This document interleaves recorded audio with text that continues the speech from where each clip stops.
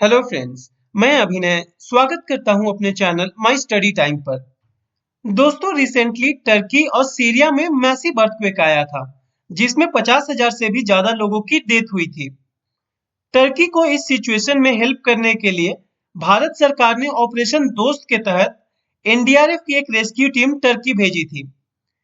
इस rescue team ने कई लोगों की जानें बचाई और जब एनडीआरएफ की टीम अपना ऑपरेशन खत्म करके इंडिया वापस आ रही थी तो टर्किश लोगों ने तालियां बजाकर उनको अप्रिशिएट किया। आगे बढ़ने से पहले मैं चाहूंगा कि ये वीडियो आप जरूर देखें।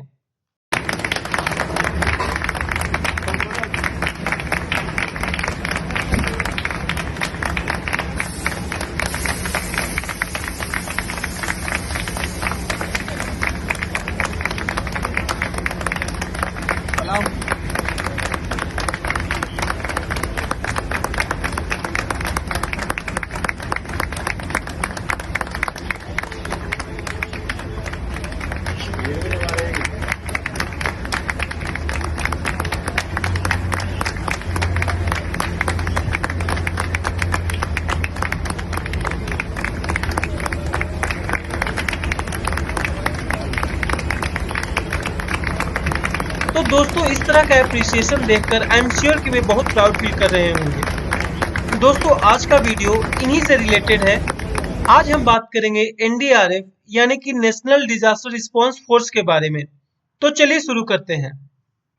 दोस्तों, एनडीआरएफ भारत सरकार की एक स्पेशलाइज्ड टीम है जो कि किसी भी तरह के डिजास्टर से डील करने में सक्षम है, फिर चाहे वो नेचुरल डिजास्टर्स जैसे फ्लड्स, अर्थक्वेक्स हो या फिर मैन मेड डिजास्टर्स हो। एनडीआरएफ को डिजास्टर मैनेजमेंट एक्ट 2005 के तहत बनाया गया था। गृह मंत्रालय एनडीआरएफ की नोडल मिनिस्ट्री है। अगर देश में किसी भी तरह का डिजास्टर आता है तो सबसे पहली जिम्मेदारी उस स्टेट की होगी जहां पर वो डिजास्टर आया है, और उस स्टेट के रिक्वेस्ट पर सेंट्रल गवर्नमेंट एनडीआरएफ की डिप्लॉयमेंट उस पर्टिकुलर स्टेट में करेगी। आगे बढ़ने से पहले हम डिस्कस करेंगे कि आखिर एनडीआरएफ की जरूरत क्यों पड़ी। तो दोस्तों, इसका मेन रीजन है कि इंडिया ने back to back natural disasters face किए, जिसमें हजारों लोगों की डेथ हुई और लाखों लोग इससे प्रभावित हुए। दोस्तों, 1999 में उड़ीसा में बहुत हाई इंटेंसिटी का साइक्लोन आया था, जिसमें लगभग 10,000 लोगों की डेथ हुई थी और 1 करोड़ से भी ज्यादा लोग अफेक्ट हुए थे।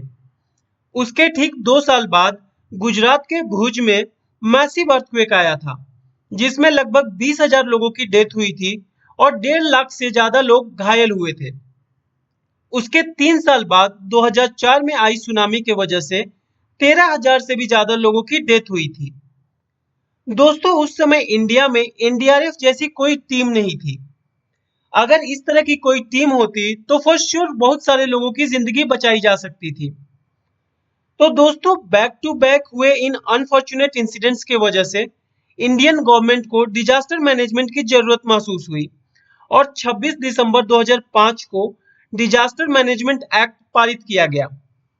दोस्तों, इसी एक्ट के तहत नेशनल डिजास्टर मैनेजमेंट अथॉरिटी यानी कि एनडीएमए को बनाया गया।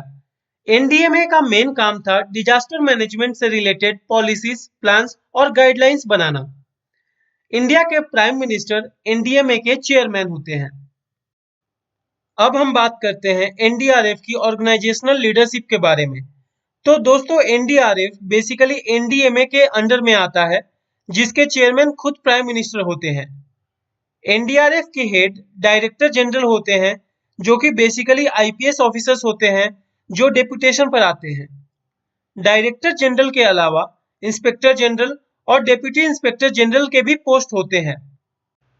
एनडीआरएफ की कंपोजिशन की बात करें तो दोस्तों, 2006 में जब ये बना था उस समय टोटल 8 बटालियन थी। आज के डेट में एनडीआरएफ की टोटल 15 बटालियन है, जिसमें BSF, CISF, CRPF, ITBP, SSB और असम राइफल्स के जवान शामिल हैं। हर एक बटालियन की स्ट्रेंथ 1149 की है, जिसमें engineers, electricians, dog squad, medical personnel शामिल हैं। इनकी ट्रेनिंग कुछ इस तरह से होती है कि ये किसी भी नेचुरल या मैन मेड डिजास्टर के अलावा केमिकल, बायोलॉजिकल और इवन न्यूक्लियर डिजास्टर से भी निपटने में सक्षम है।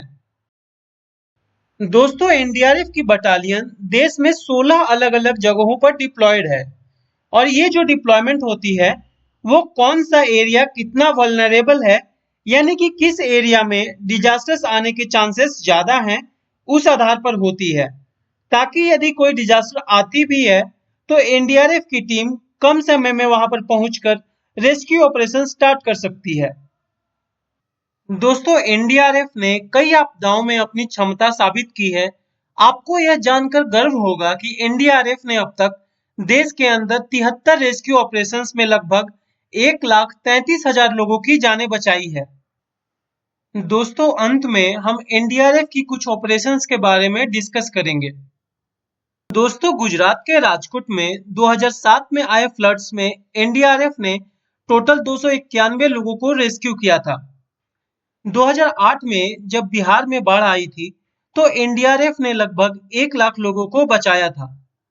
2008 में ही असम, उड़ीसा और तमिलनाडु में आए फ्लड्स में 9,000 से भी ज्यादा लोगों को रेस्क्यू किया था। 2009 में वेस्ट बंगाल में आए साइक्लोन आयला में 2,000 लोगों को रेस्क्यू किया और 30,000 से भी ज्यादा विक्टिम्स को मेडिसिन बांटी। 2010 में कर्नाटका के बेलारी डिस्ट्रिक्ट में जब एक बिल्डिंग कोलैप्स कर गई थी तो एनडीआरएफ की रेस्क्यू ऑपरेशन में 20 लोगों की जानें बचाई गई। एनडीआरएफ ने केवल इंडिया में ही नहीं बल्कि फॉरेन कंट्रीज में भी रेस्क्यू ऑपरेशंस कंडक्ट किए हैं, जैसे कि नेपाल अर्थक्वेक, जापान में जब सुनामी आई थी तब भी एनडीआरएफ की टीम ने रेस्क्यू ऑपरेशन किया था और रिसेंटली टर्की और सीरिया में आए अर्थक्वेक में भी एनडीआरएफ की टीम ने रेस्क्यू ऑपरेशन कंडक्ट करके लाखों जिंदगियां बचाई हैं। रिसेंटली हमारे प्राइम मिनिस्टर ने भी एनडीआरएफ टीम से मुलाकात करके उनके कंट्रीब्यूशन के लिए उनको अप्रिशिएट किया है एंड सच में we are proud to have such a highly skilled rescue team. तो दोस्तों, आज के लिए इतना ही। आई होप कि आपको यह वीडियो अच्छी लगी होगी। अगर वीडियो अच्छी लगी होगी तो वीडियो को लाइक और चैनल को सब्सक्राइब जरूर करना। मिलते हैं अगले वीडियो में, तब तक के लिए जय हिंद।